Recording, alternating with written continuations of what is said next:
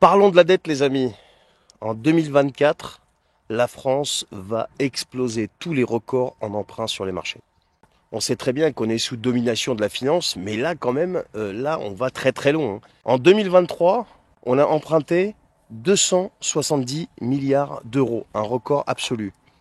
Et en 2024, là, M. Macron et sa bande veulent emprunter 285 milliards d'euros net après rachat. Alors tout ça pour payer les factures, pour boucher les trous dans les finances, bah ouais, pour aider l'Ukraine certainement, pour payer les milliards de fraude à la carte vitale, pour aider la planète et l'univers en fait. Et vu qu'en Macronie, on adore exploser tous les records, eh ben en voilà un d'exploser encore, tu vois. On passe de 270 milliards, qui était déjà un record, à 285. Et j'ai écouté Marc Toiti qui disait que les agences de notation, pour l'instant, ils nous ont pas dégradé, mais ça risque vraiment d'arriver en 2024.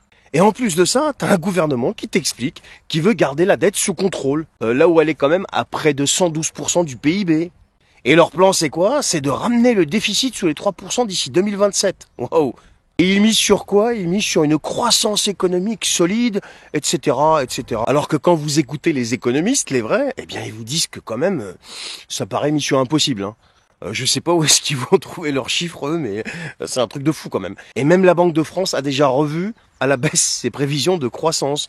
Et l'OCDE a aussi réduit ses attentes pour 2024. Ils avaient prévu 1,2% en croissance et ils vont passer à 0,8%.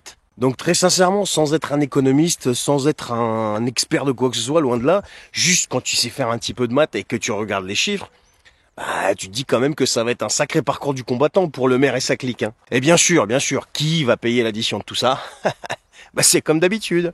Bah c'est le contribuable. Voilà, c'est le contribuable parce qu'ils n'ont pas d'autre choix. Ils inventeront encore des taxes sous couvert de lutte pour le climat ou je sais pas quoi.